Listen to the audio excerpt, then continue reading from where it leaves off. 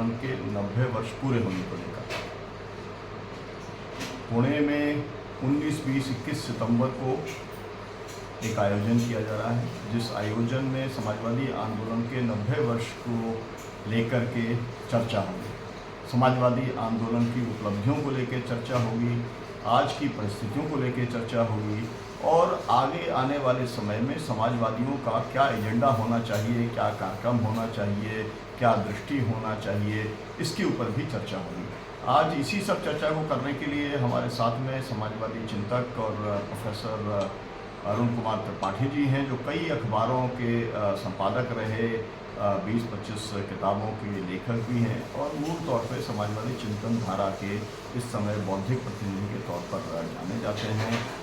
अभी IIT university के अंदर वो पढ़ा रहे हैं। आपका बहुत बहुत स्वागत है बहुजन संवाद के अंदर प्रोफेसर साहब। आप जब समाजवादी देश भर के इकट्ठे हो रहे हैं समाजवादी आंदोलन के 90 वर्ष पूरे होने के अवसर पर, आपको क्या लगता है कि क्या सोचा जाना चाहिए, किन बातों पर विचार होना चाहिए इसमें? निश्चित तौर पे समाजवादी विचार की जो प्रासंगिकता है वो आज भारत और दुनिया दोनों के संदर्भ में बहुत बढ़ गई है। वो दुनिया जिस तरह से फिर युद्ध की ओर जा रही है, दुनिया फिर एक देश द्वारा दूसरे देश को लूटने की ओर जा रही है, दुनिया फिर एक वर्ग द्वारा दूसरे वर्ग को सताए जाने की ओर जा रही है, असमानताएं बढ़ रही हैं और जो लोगों के बीच में विद्वेष है वो भी बढ़ रहा है। इन सारी चीज़ों का अगर शमन करना है, इन सारी चीज़ों का अगर निराकरण करना है तो विचार और चरित्र और नैतिकता के स्तर पर समाजवादी आंदोलन के पास बहुत कुछ है। समाजवादी आंदोलन के पास विचारों की एक बहुत बड़ी थाती है। समाजवादी आंदोलन जो है मानवता का न्यास है अपने आप में। तो उसका जो है बहुत सारे लोगों ने जिस तरह का जीवन जिया है वो कोई साधारण जीवन नहीं है, असाधारण जीवन है। त्याग तपस्या का, निजी संपत्ति ना रखने का और सत्ता लोलुपता से दूर रहने का, ऐसे समाजवादियों की एक लंबी कतार है समाजवादी आंदोलन में। वो सारे लोग और अभी इस समय जो लोग हैं जो चिंतन के क्षेत्र में, जो संघर्ष के क्षेत्र में, जो रचना के क्षेत्र में अपना अपना हस्तक्षेप कर रहे हैं, कोई किसान आंदोलन में है, कोई पर्यावरण आंदोलन में है, कोई मानवाधिकार आंदोलन में है, कोई जाति तोड़ो आंदोलन में है, तो ये सारे लोग जो है जुटेंगे पुणे में तो एक नए किस्म का गुलदस्ता बनेगा, नए किस्म की प्रेरणा मिलेगी और मुझे लगता है कि उससे जो है इसमें संदेश जाएगा दुनिया भर में।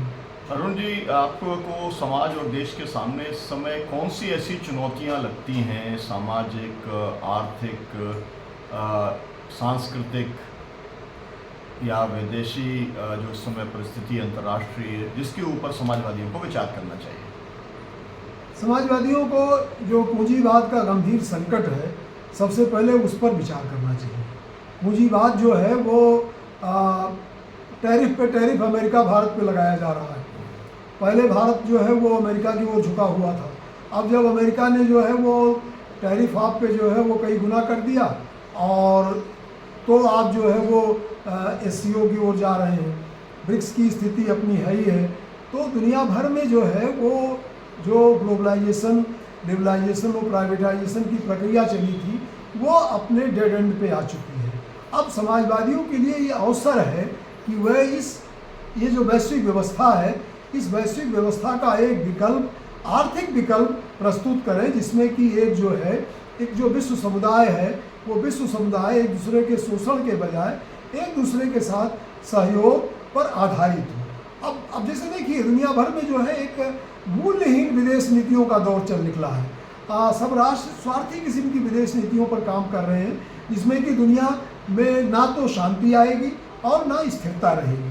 तो दुनिया को अगर शांति और स्थिरता की दिशा में ले जाना है तो मुझे लगता है कि समाजवादी हस्तक्षेप विदेश नीति के क्षेत्र में, अर्थनीति के क्षेत्र में और जो है जो घरेलू नीतियां हैं उनके क्षेत्र में, उत्पादन के क्षेत्र में, वो निश्चित तौर पे वो अति आवश्यक है और इसलिए समाजवादी विचारों के इस सम्मेलन से ऐसा कुछ निकलना चाहिए। मैं ये जानना चाहता हूँ कि देखिए एक डेवलपमेंट मॉडल जो भारत सरकार ने, जो भी पार्टी रही, देश जब आज़ाद हुआ उसके पहले 17 मई 1934 को कांग्रेस सोशलिस्ट पार्टी बनी। उस समय वो पार्टी मोटे तौर पर मार्क्सवादी विचारधारा से वो प्रभावित थी भी, प्रेरित भी थी। उसका जो पूरा नेतृत्व था वो रूसी क्रांति से प्रभावित था। वो चला, वो दौर पूरा चला।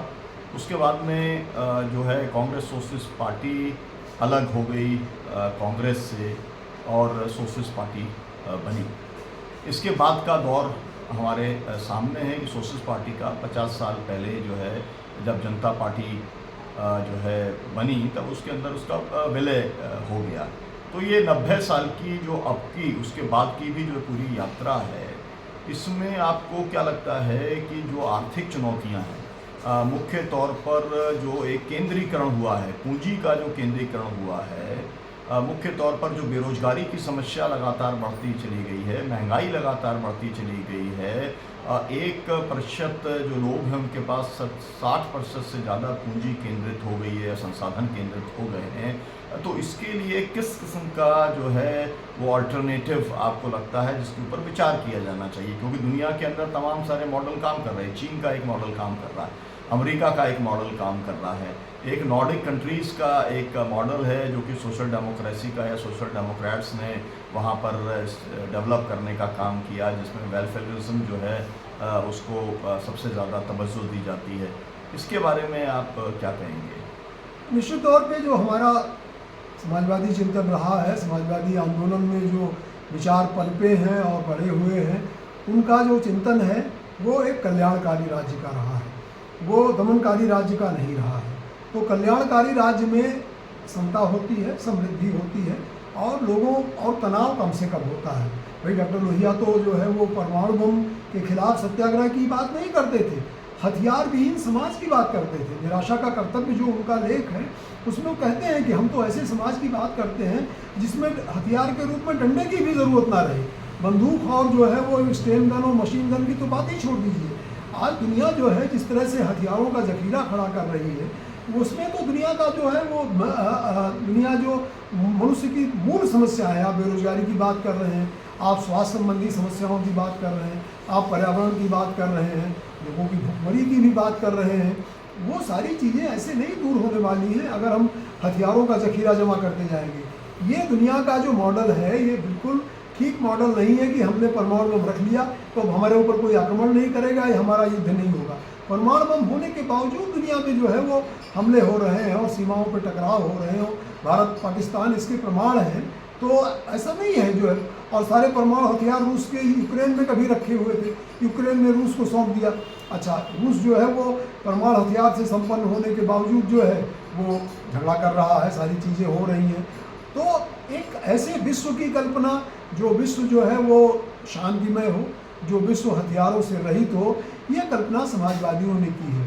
दूसरी बात जो असमानता की बात है, जिसको कि 2024 में इनइक्वालिटी लैब जो पेरिस की है, उसके जो थॉमस पिकेटी जो मतलब काम करते हैं और भारत के भी कुछ लोगों ने मिल करके ये रिपोर्ट जारी की थी कि 1924 में भारत में जितनी असमानता थी, आर्थिक असमानता थी, 2024 में उससे ज़्यादा आर्थिक असमानता है। यानी गुलामी के दौर में जो आर्थिक असमानता थी, आज़ादी के दौर में या आज़ाद भारत में उससे भी ज़्यादा है। तो ये आर्थिक असमानता मिटनी चाहिए। ये आर्थिक असमानता जो है ये कहने से नहीं काम चलेगा कि हम दुनिया का हमारा जीडीपी जो है वो दुनिया में चौथे नंबर पे हो गया है। अरे आपका जीडीपी चौथे नंबर पे हो गया है, लेकिन जो तमाम देश हैं, प्रति व्यक्ति जो आए, हाँ प्रति व्यक्ति जो आय है आपका $2000 से ज़्यादा नहीं है। किसी का $25,000 है, किसी का जो है वो $30,000 है, जर्मनी का, जापान का, इन देशों का किसी का $15,000 है। तो उसमें आप जो है कहाँ स्टैंड करते हो? आपका आम आदमी वो 5 किलो राशन पे निर्भर कर रहा है। और कोविड के बाद तो जो भारत की बेरोज़गारी की स्थिति थी वो बहुत ही भयानक थी। जो है वो मतलब एक तरह से आपका ग्रोथ रेट निगेटिव में चला गया था, बेरोज़गारी बहुत ज़्यादा थी। अभी आप कितना रिवाइव कर पाए हैं? थोड़ा आप रिवाइव किए। अब जो है वो कुछ चीज़ें अमेरिकी अर्थव्यवस्था पर निर्भर थी, उनसे झटका लग गया आपको।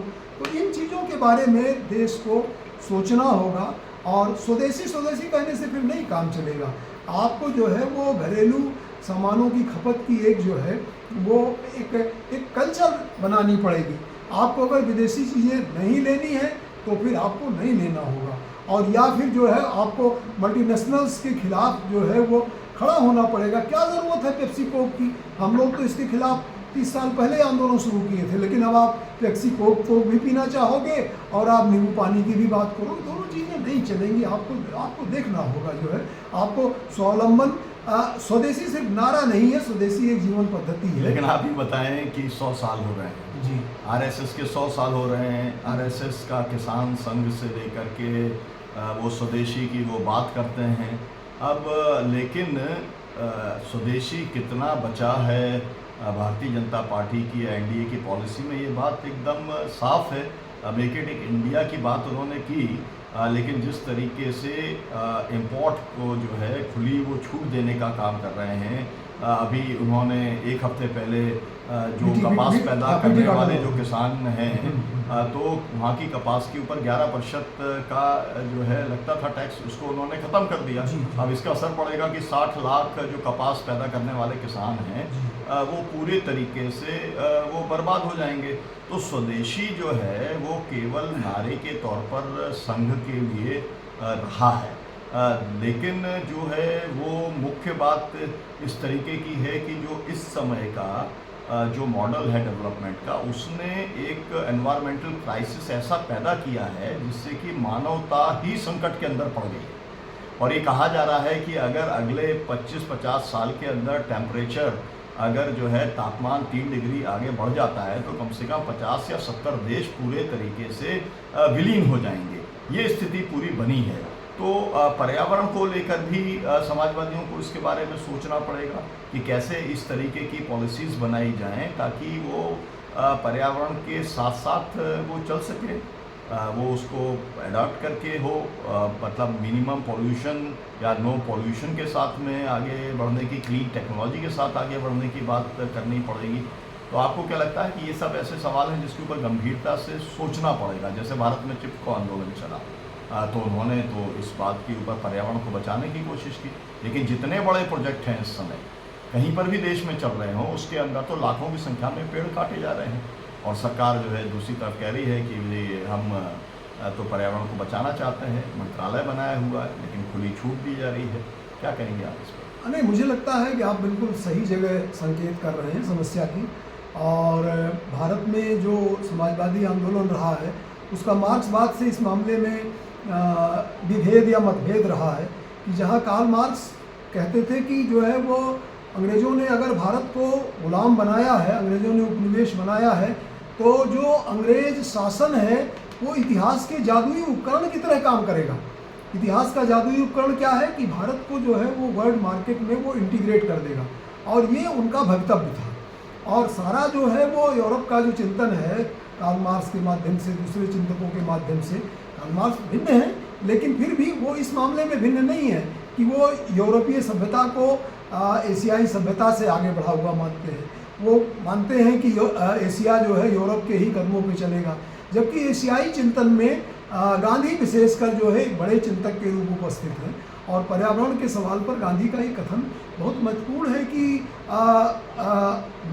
अर्थ has enough for everyone's need but not for anyone's greed. धरती के पास सभी की ज़रूरत के लिए पर्याप्त है, लेकिन किसी एक के लोभ लालच के लिए, किसी एक व्यक्ति के लोभ लालच के लिए भी धरती पर्याप्त नहीं है। जी, मैं इसमें थोड़ा सा और आगे बढ़ के आपसे, इस समय जो पूरा एक गवर्नेंस का जो पूरा मॉडल है या जो पूरा इकोनॉमिक मॉडल है वो पूरा का पूरा मॉडल सेंट्रलाइज्ड मॉडल है, और गांधी जी ने डिसेंट्रलाइजेशन की बात कही थी, डॉक्टर राममनोहर लोहिया ने चौखंबा राज की बात कही थी। और इस समय ये लग रहा है कि अगर न्यू लिबरलिज्म से अगर लड़ना है, अगर जो है पूंजीवाद से, नव उदारवाद से, अगर ग्लोबल कैपिटलिज्म से अगर लड़ना है तो उसका जवाब डिसेंट्रलाइजेशन ही हो सकता है। इस पर आपकी क्या समझ? नहीं, बिल्कुल आप ठीक बात कह रहे हैं। और एक थोड़ा सा इससे आगे बढ़ कर के भी आप एक हिंसक अर्थव्यवस्था के माध्यम से एक अहिंसक समाज का निर्माण नहीं कर सकते। जब आपकी अर्थव्यवस्था जो है वो नदियों को बांध लेने की, पहाड़ों को डायनामाइट से उड़ा देने की और जंगलों को काट देने की है आपकी जो है आर्थिक नीति, तो तो आप इस धरती के पर्यावरण को नहीं बचा सकते। और दूसरी चीज़ ये है कि यहीं पर जो है अप्रोप्रिएट टेक्नोलॉजी की, यहीं पे जो है वो पर्यावरण फ्रेंडली टेक्नोलॉजी की, यहीं पे जेसी कुमार अप्पा जो है इकोनॉमी ऑफ परमानेंस की बात करते हैं। उनका कहना है कि जो इंडस्ट्रियल इकोनॉमी है वो इंडस्ट्रियल इकोनॉमी एक तरह से वायलेंट इकोनॉमी है, उसकी तुलना में हमको एक नॉन वायलेंट इकोनॉमी क्रिएट करनी पड़ेगी। गांधीयन चिंतन भी इस दिशा में चलता है और राम मनोहर लोहिया का चिंतन भी इस दिशा में चलता है। और ये सारे लोग बाद में जो पर्यावरण के आंदोलन भारत में या दुनिया भर में खड़े हुए, एक बहुत अच्छी किताब है द साइलेंट स्प्रिंग। तो ये चीज़ें मतलब ऐसा बसंत आ रहा है जहाँ कोई पक्षी जो है बोलने के लिए मौजूद नहीं है। आज गौरैया आप देखिए तो कहीं नहीं दिखाई पड़ती। तो आपने इस पर्यावरण को, इसके प्रकृति के जीव जंतुओं को कितनी क्षति पहुँचाई है, इस बारे में आपको सोचना होगा। एक भूनैतिकी होती है जिसके बारे में आपको सोचना पड़ेगा। तो ये भारतीय चिंतन में उपस्थित है और ये दुनिया के लिए कल्याणकारी हो सकता है अगर जो है दुनिया में प्राकृतिक संसाधनों के अंधाधुंध दोहन और दूसरी चीज़ है उस तरह के उत्पादन जो गैर जरूरी हैं। आज जो है मनुष्य उत्पादन पहले कर दिया जाता है और फिर मनुष्य के भीतर उसकी ज़रूरत पैदा की जाती है। मनुष्य को बाजार का गुलाम बना दिया जाता है। मनुष्य जो है लालच में ये खरीदो वो खरीदो, लगातार खरीद पे खरीद करता चला जाता है जिसकी कोई आवश्यकता उसकी नहीं रहती। और बाजार तो अगर आप नहीं खरीदोगे तो बाजार के सामान की खपत नहीं होगी। बाजार आपके भीतर एक इच्छा पैदा करता है। तो बाजार की ये चीज़ें जो है वो पर्यावरण के लिए भी नुकसानदेह हैं, मनुष्य की जो है वो मनुष्यता के लिए भी नुकसानदेह हैं। इनसे अगर बचना है, अगर एक शांति प्रिय सभ्यता का हमको निर्माण करना है, टिकाऊ सभ्यता का निर्माण करना है, तो हमको, जिसको कि सस्टेनेबल डेवलपमेंट यूनाइटेड नेशंस का गोल भी है, अगर उस गोल पे हमको चलना है तो हमको इन चीज़ों से मुक्त होने का तरीका सोचना पड़ेगा। एक वायलेंट इकोनॉमी की बजाय एक नॉन वायलेंट इकोनॉमी हमको डेवलप करनी पड़ेगी।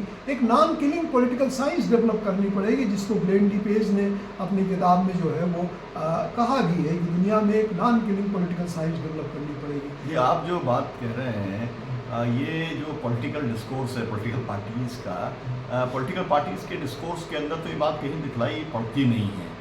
मतलब ये मेरी अपनी टिप्पणी है और मेरी अपनी ये समझ है कि वहाँ पर तो एक ही मॉडल है, डेवलपमेंट मॉडल, कि हम लोग यूरोप और अमेरिका के जो है मॉडल से आगे बढ़ें, जिसके अंदर है किसानी और गांव को ख़त्म करो। जैसे अमेरिका में और यूरोप के अंदर या पूरी दुनिया के अंदर आदिवासी ख़त्म किए गए, किसान ख़त्म किए गए, वो ख़त्म करो और एक जो है इस औद्योगिक एक आप ऐसी व्यवस्था बनाने का काम करो और उसी दिशा के अंदर पूरा कॉरपोरेट और ये जितना वर्ल्ड की जो इंस्टीट्यूशंस हैं या जो WTO है वो काम पूरी तरीके से करता हुआ दिखलाई दे रहा है। तो आपको ये उम्मीद है कि अल्टरनेटिव डेवलपमेंट मॉडल के ऊपर जो है पार्टियां सोचेंगी, देश के अंदर कुछ बहस शुरू होगी? क्योंकि आज हम लोग जब बात कर रहे हैं तब सच्चिदानंद सिन्हा का आज जो है वो 97 वर्ष के भी हो रहे हैं और इन्होंने इसके ऊपर बहुत लिखा है, इसके ऊपर उन्होंने बहुत बोलने का काम भी किया है। तो क्या संभावनाएं आप देखते हैं? संभावनाएं, जो बातें हम कह रहे हैं ये बातें हवाई नहीं हैं और ये बातें उटोपियन नहीं हैं, क्योंकि इन बातों के तमाम छोटे छोटे स्तर के प्रयोग पहले चिंतन के स्तर पर और उसके अलावा व्यवहार के स्तर पर दुनिया में जगह जगह हो रहे हैं। अगर जो है वो मॉडर्न टेक्नोलॉजी मनुष्य की भाषाओं को मार रही है, जिसके बारे में गणेश देवी ने बाकायदा जो है इंडियन लैंग्वेजेस सर्वे, पीपुल सर्वे करके जो है बताया है, वो उनकी चिंता का विषय है, गंभीर चिंता का विषय है। दूसरी चीज़ ये है कि गांधी जी जो है जो अपने हिंद स्वराज में एक किताब का उल्लेख करते हैं, वो किताब 1909 में आई थी, 75-76 पेज की किताब थी, the fallacy of speed, Taylor की किताब है। वो बताती है कि जो तीव्र गति का जो सभ्यता विकसित हो रही है वो कितनी जो है वो एक तरह से नकली है, वो कितनी उसकी जो है वो छल छद्म है, इस पर वो किताब चर्चा करती है। और कोई ज़रूरी नहीं कि हम बहुत तीव्र गति से चल करके हम मानवता का कल्याण करेंगे। उनका कहना था तो तीव्र गति से चल करके हम जो है वो जो भी आध्यात्मिक शक्तियाँ हैं, ईश्वरीय शक्तियाँ हैं, उनसे दूर होते हैं। और दूसरी चीज़ ये है कि हम अपने ही समाज से कट जाते हैं और प्रकृति का विनाश करते हैं। हम बहुत दूर से सामान लाद के लाएंगे, हम बहुत दूर से नौकरी करने जाएंगे, हम बहुत बड़े बड़े शहर बना लेंगे, उनके ट्रैफिक जाम से गुजरेंगे। इससे मनुष्य जो है आजकल उगने भी लगा है। और स्कैंडिनेवियन कंट्री जिनकी, आपने नॉर्डिक कंट्री जिनकी बात की थी, उन्होंने ज़रूर कुछ मॉडल अपनाया है कि हफ्ते में एक दिन हम जो है कार नहीं निकालेंगे, हफ्ते में एक दिन हम मोबाइल फ़ोन का इस्तेमाल नहीं करेंगे, हम इस तरह से थोड़ी सी जीवन में शांति लाएंगे, हम साइकिल से चलेंगे, हम बिना मोबाइल फ़ोन के थोड़ी देर बैठ करके आपस में रहेंगे, बातचीत करेंगे। तो ये जो स्पीड की आपाधापी है, इसने हमारी सभ्यता को सोचने का, एक दूसरे से संवेदना रखने का और सरोकार रखने का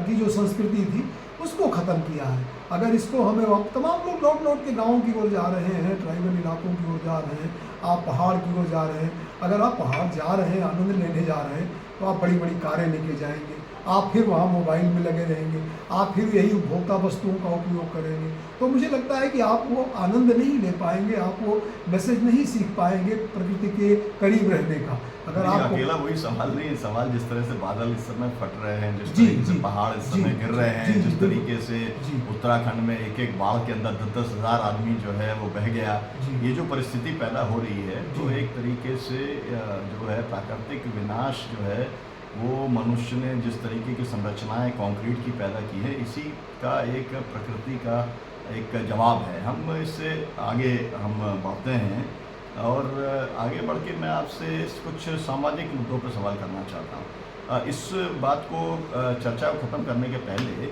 आजकल हम लोग ये मानते हैं कि हर चीज़ का जो जवाब है वो संविधान में है, हर चीज़ का जवाब जो है वो सुप्रीम कोर्ट में है, जुडिशरी के अंदर है। अब जब भारत का संविधान बना था, उस समय जो रोटी, कपड़ा, मकान, शिक्षा, स्वास्थ्य, बिजली, सड़क, स्कूल, अस्पताल, रोजगार, ये जो मूलभूत एक तरीके से आवश्यकताएं हैं, इनको फंडामेंटल राइट्स में नहीं रखा गया। इनको जो है राज्य के नीति निर्देशक सिद्धांतों में शामिल किया गया। और जब ये डिबेट हुई संविधान के अंदर, तो ये कहा गया कि हमारे पास रिसोर्सेज नहीं है, और रिसोर्सेज थे भी नहीं। लेकिन अब तो 50 लाख करोड़ का बजट है। तो क्या ये समय नहीं आ गया है कि समाजवादी ये कहें कि ये जो मूलभूत अधिकार हैं, इनको फंडामेंटल राइट में, संविधान में शामिल किया जाना चाहिए? इस लड़ाई को लड़ने की बात होनी चाहिए, क्योंकि अभी जो लड़ाई चल रही है वो तो संविधान को बचाने की लड़ाई चल रही है।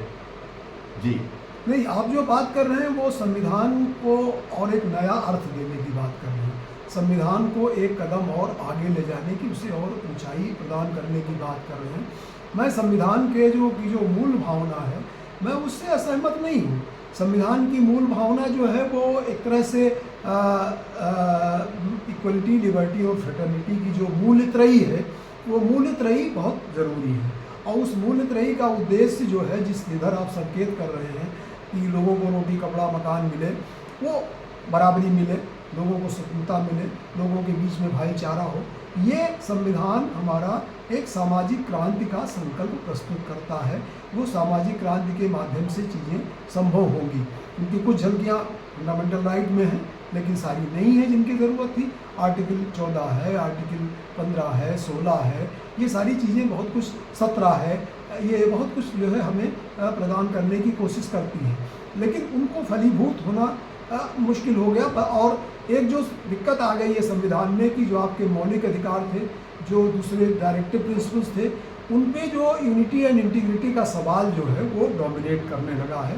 जो मौजूदा सरकारें हैं वो यूनिटी एंड इंटीग्रिटी के बहाने हमारे तमाम प्रिवेंटिव डिटेंशन लॉज लाते हैं और हमारे जो फंडामेंटल राइट्स हैं उनको कंट्रोल करते हैं। और बाकी तो जो आप सामाजिक क्रांति और उसके उद्देश्य की बात कर रहे हैं, उधर तो उनके कदम बढ़ते ही नहीं, क्योंकि वो मानते हैं कि वो ट्रिकल डाउन थ्योरी में बिलीव करते हैं कि अगर कुछ पूंजीपतियों के पास समृद्धि आ गई तो छन छन के नीचे वालों तक पहुंच जाएगी, इसकी कोई चिंता करने की ज़रूरत नहीं है। हम सबको बराबर समृद्धि नहीं दे सकते। हम तो देखिए, ये जो ट्रिकल डाउन थ्योरी है पूरी दुनिया में फेल हो गई है। जी जी। अमेरिका के अंदर जिस तरीके से कोरोना आया और वहाँ पर हमने देखा कि सिखों के लंगर जो हैं उससे खाना मिला। जी। और मतलब जो है ये पूंजीवाद का एक बड़ा संकट पैदा हो गया कि पूंजीवाद अपने यहाँ पर लोगों को रोजगार नहीं दे पाया, अपने यहाँ के लोगों को सोशल सिक्योरिटी नहीं दे पाया। खैर, मैं इससे अब आगे बढ़ता हूँ क्योंकि वक्त कम है चर्चा का।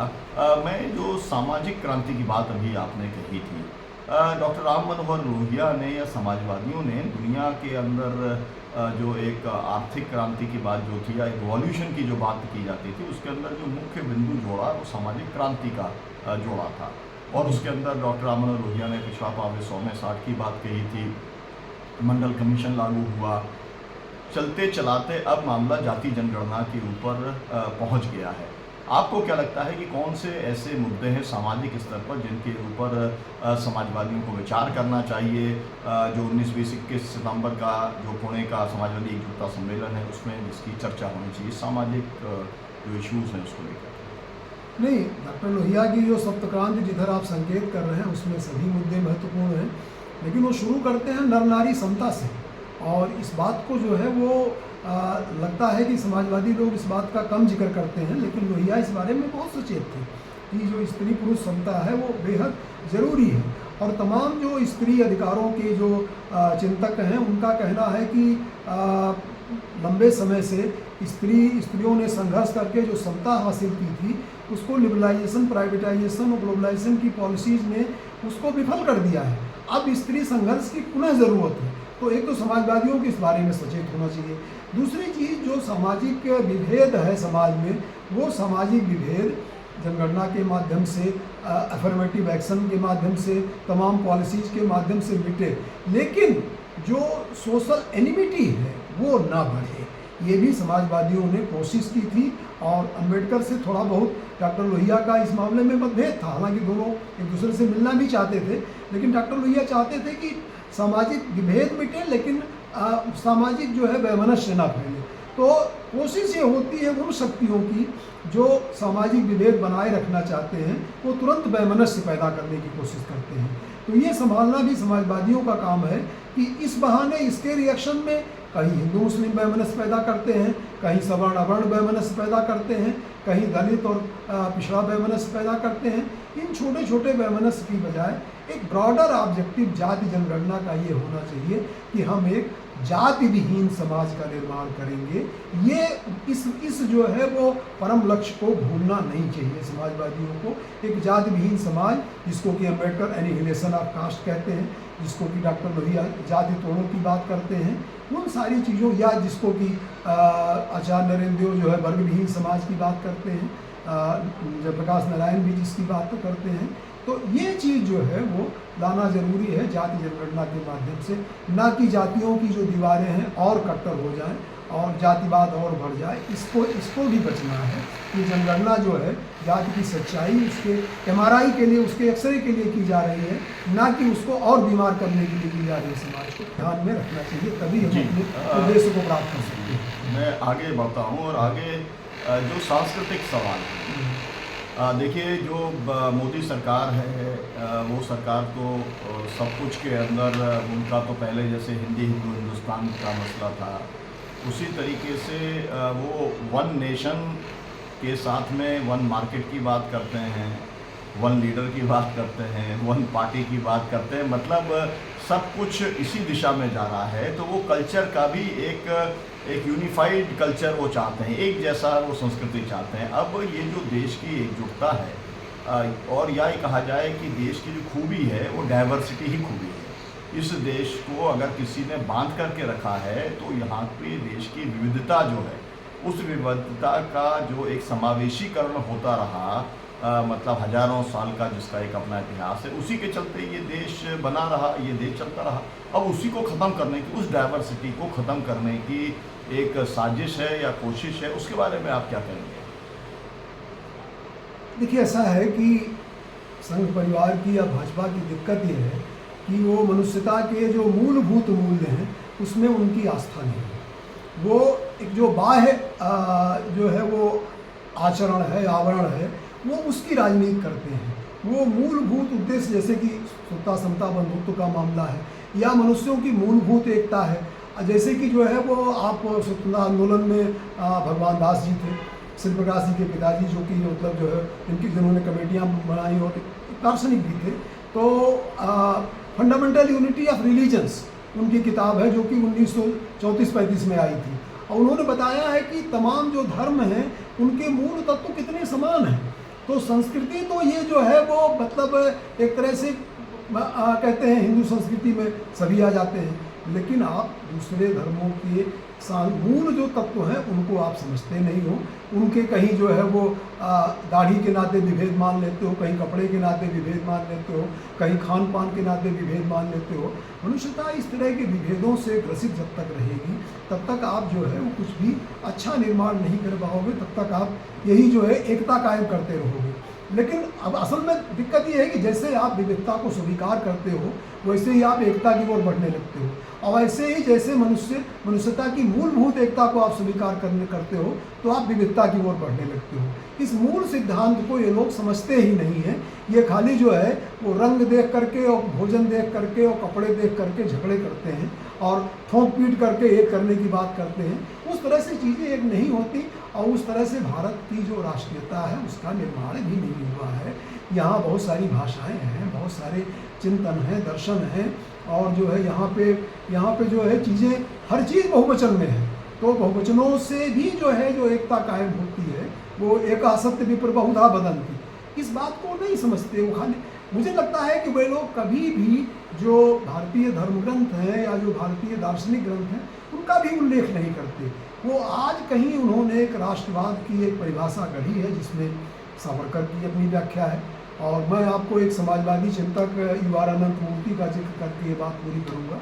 युवार अनंत मूर्ति ऐसे समाजवादी लेखक, चिंतक और विचारक थे जिनसे आप मिले भी होंगे, और उनकी वो जब उन्होंने कहा कि मैं उस राष्ट्र में नहीं रहूँगा जिस राष्ट्र के प्रधानमंत्री नरेंद्र मोदी जी बनेंगे, और फिर उन्होंने लंबा लेख लिखा हिंदुत्व और हिंद स्वराज। वो एक किताब की शक्ल में जो है वो ओरिएंट लॉन्गमैन ने छापी है, उसकी लंबी भूमिका शिव विश्वनाथन ने लिखी है।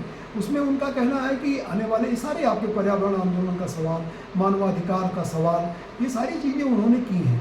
उनका कहना है कि एक तरफ तो गांधी के हिंद स्वराज की विचारधारा है जिसमें अहिंसा है, सत्याग्रह है, नैतिक शक्ति है, और दूसरी तरफ जो है वो यूरोप के राज्यवाद के मॉडल से प्रेरित हिंदुत्व की विचारधारा है जिसको कि सावरकर ने अपने ढंग से गढ़ा है और जिसमें भारतीय इतिहास को काफ़ी तोड़ा मरोड़ा है उन्होंने। तो भारतीय इतिहास को देखने की दृष्टि भी उनकी एक तरह से दूषित है, उसमें तमाम जो है वो फ्लॉज हैं, और उनको एक भविष्य की तरफ भी वो ठीक से नहीं देख पा रहे हैं उस मॉडल को लेकर के। आज वैश्वीकरण के दौर में इवन अमेरिका भी जो है वो multi cultural society, multi nationality की सोसाइटी हो गई है। जब भी वैश्वीकरण बढ़ेगा तो समाज में एक देश से दूसरे देश में लोग जाएंगे, तमाम विविधता उत्पन्न होगी, और भारत तो पहले से ही विविधता का मॉडल रहा है। तो भारत के इस मॉडल को वो समझ नहीं पाए हैं, भारतीय संस्कृति की बहुत बात करते हैं, ये दिक्कत है। इसी मैं आपसे इससे और आगे बढ़ कर के पूरी दुनिया में दो बड़ी डिबेट चली, एंड ऑफ आइडियोलॉजी की बात चली, क्लैश ऑफ सिविलाइजेशन की बात चली। भारत के लिए ये कितना रेलेवेंट है, समाजवादियों को उस पर कितना विचार करने की जरूरत है, क्योंकि जब क्लैश ऑफ सिविलाइजेशन की जब बात होती है तो फिर ये पूरा पोलराइजेशन भी उससे निकलता है। फिर पूरे तरीके से ये होता है कि ये तो सब जो कॉन्फ्लिक्ट है वो इनएविटेबल है, या जिस तरीके से मार्केट हावी हुआ है फिर ये निकल करके आता है कि भाई बाजारवाद ही चलेगा, ना गांधीवाद चलेगा, ना समाजवाद चलेगा, ना कोई दूसरा वाद चलेगा, संघवाद चलेगा तो केवल बाजारवाद चलेगा। तो ये जो दोनों बहस है, इस बहस को किस दिशा के अंदर ले जाना चाहिए?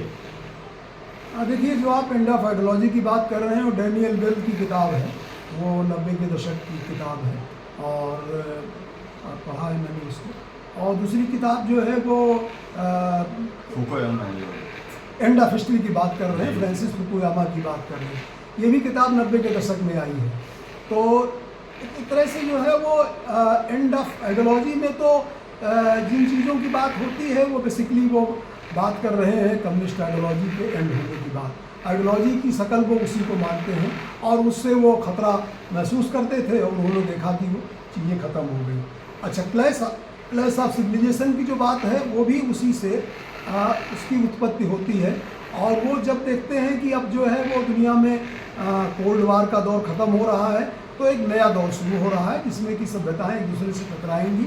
जैसे कि जो है वो भारत चीन से टकराएगा, भारत पाकिस्तान से टकराएगा, इसमें चीन और पाकिस्तान का अलायंस बनेगा या किसका भारत अमेरिका का अलायंस बनेगा।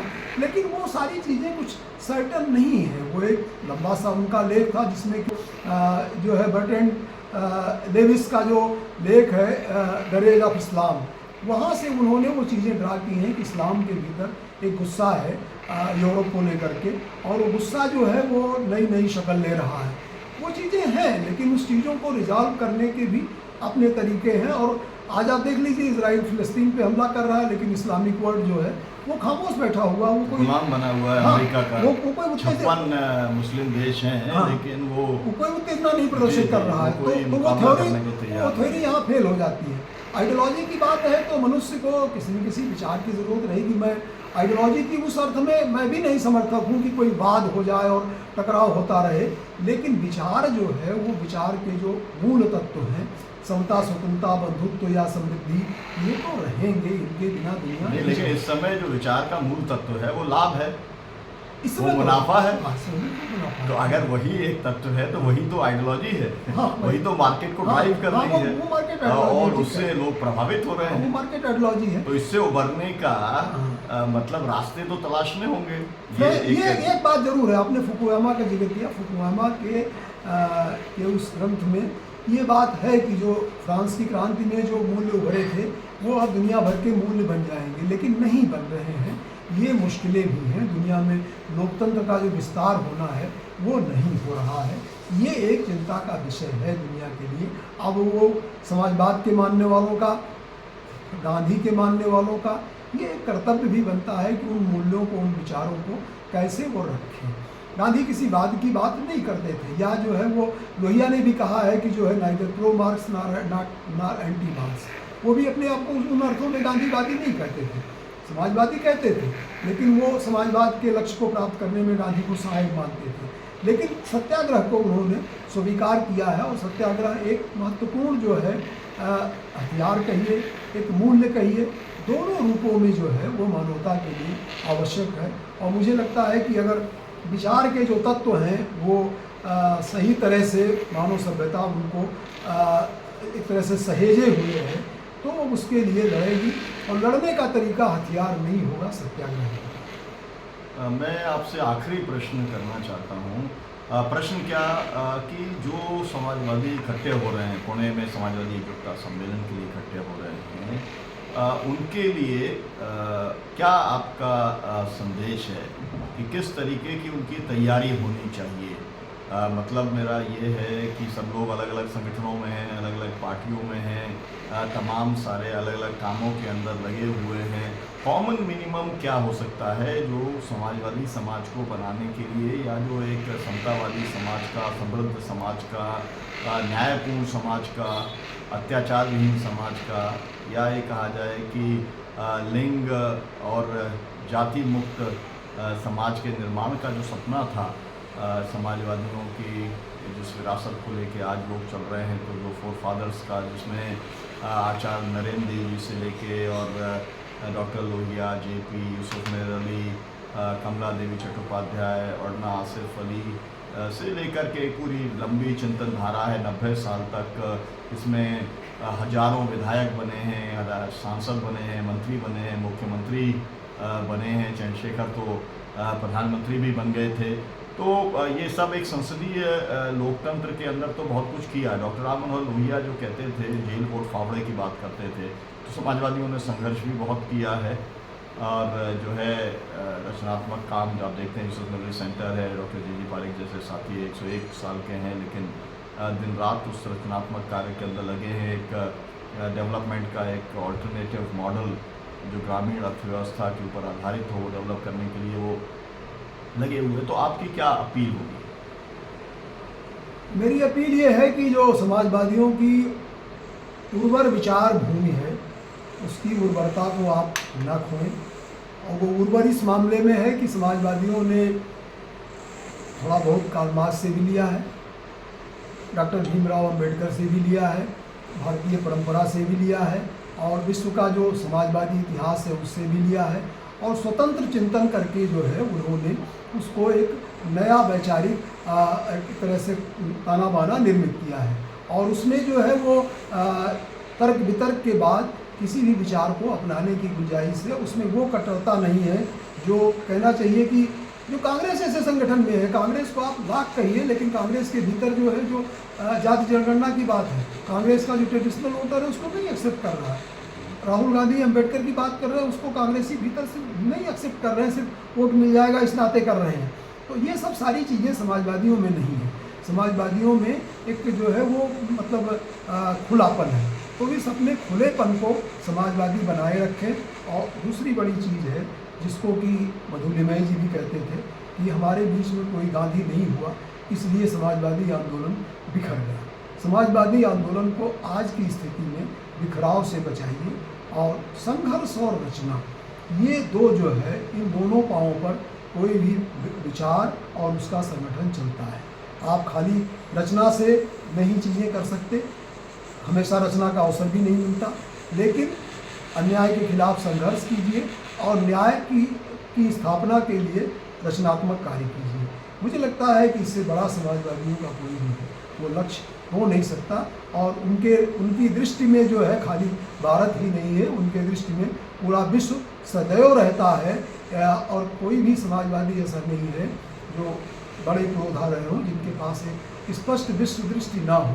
इवन विनोबा जी भी जय जगत की बात करते हैं भाई जो है, और डॉक्टर राम मनोहर लोहिया विश्व सरकार की बात करते हैं, विश्व लोकतंत्र, हाँ, विश्व नागरिकता की, विश्व लोकतंत्र की बात करते हैं। और वो सपना अभी ख़त्म नहीं हुआ है। यूनाइटेड नेशंस भले डगमगा रहा है, लेकिन विचार के क्षेत्र में वो विश्व नागरिकता, विश्व सरकार का सपना बहुत ज़रूरी है। नहीं पूरी दुनिया संकट में रहेगी तो हम भारत को बचा करके फिर क्या करेंगे जो है। तो ये चीज़ें हैं जो है जी। तो मुझे लगता है कि समाजवादियों को जब भी मौका मिले सत्ता में आने का, सरकार बनाने का, तो दृढ़तापूर्वक, जिसको कि डॉक्टर लोहिया बहुत इम्फेसाइज करते थे कि आपको मौका मिला है, आप कुछ अच्छी पॉलिसीज़ को इम्प्लीमेंट कर लीजिए।